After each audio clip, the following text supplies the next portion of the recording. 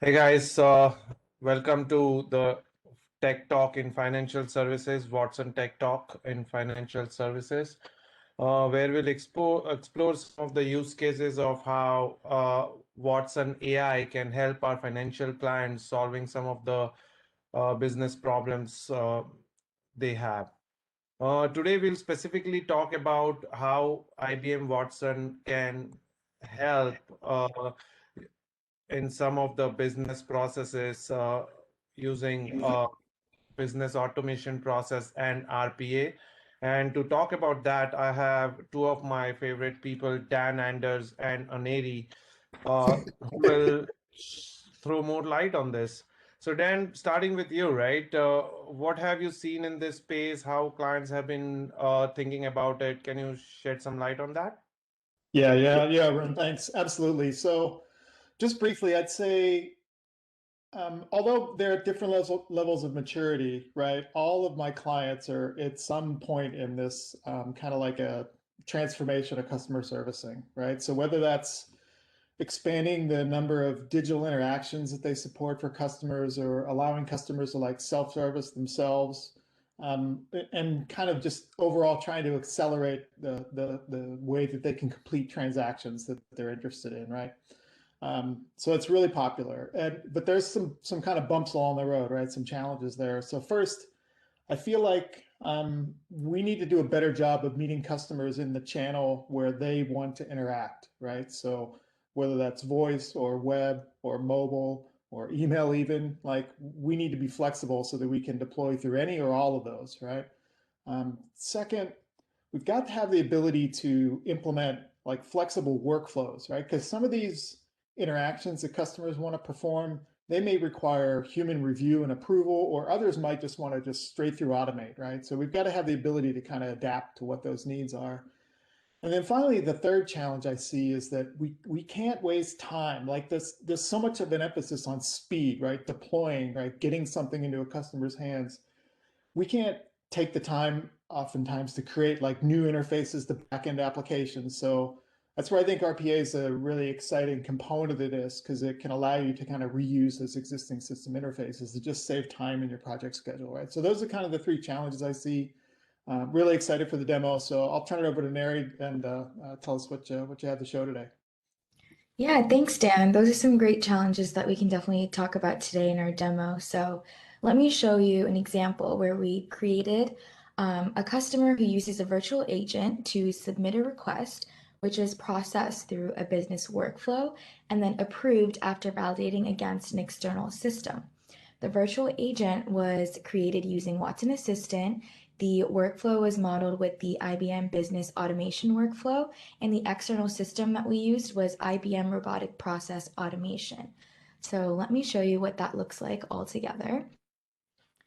So where we're starting is a customer is having a discussion with our virtual agent through the Watson Assistant platform, as we see in this box on the right. And they've gone through the chat and shared the new information of their address change.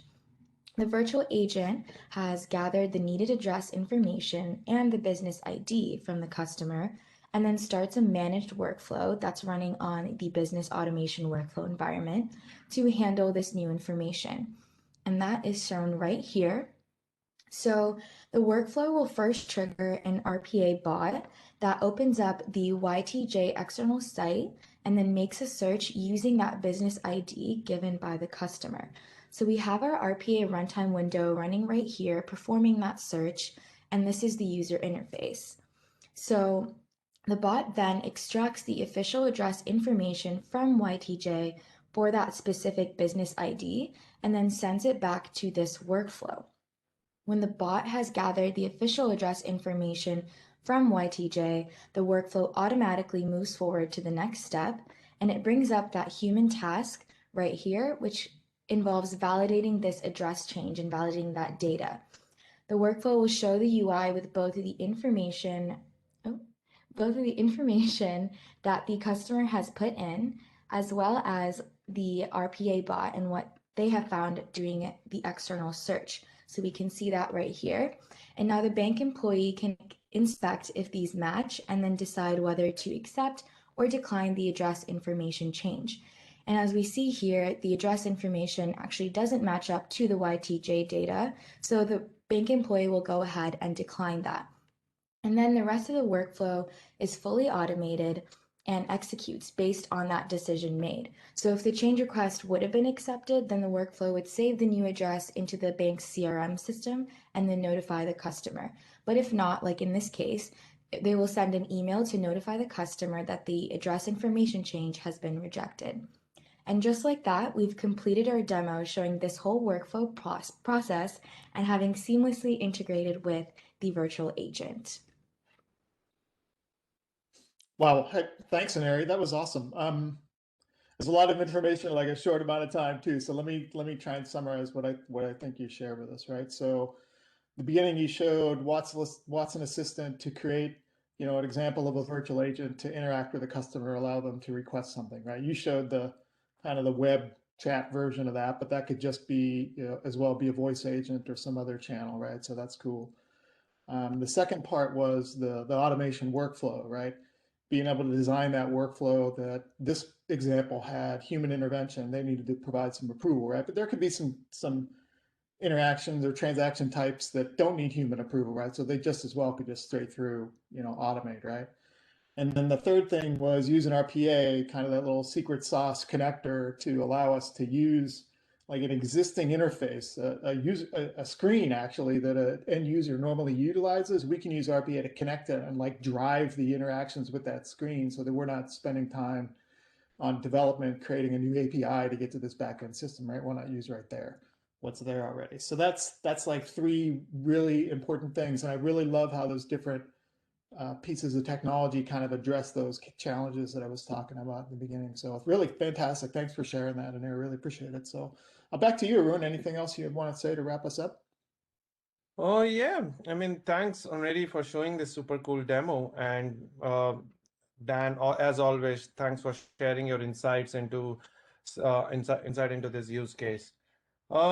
Today we just showed one example of how Watson AI can enable users to embed AI into their business automation process using RPA. We would definitely like to share more details, do a deep dive. Just reach out to us on the email which you see on the screen, and we can do a deep dive session. Thanks, guys. Thank you. Bye bye.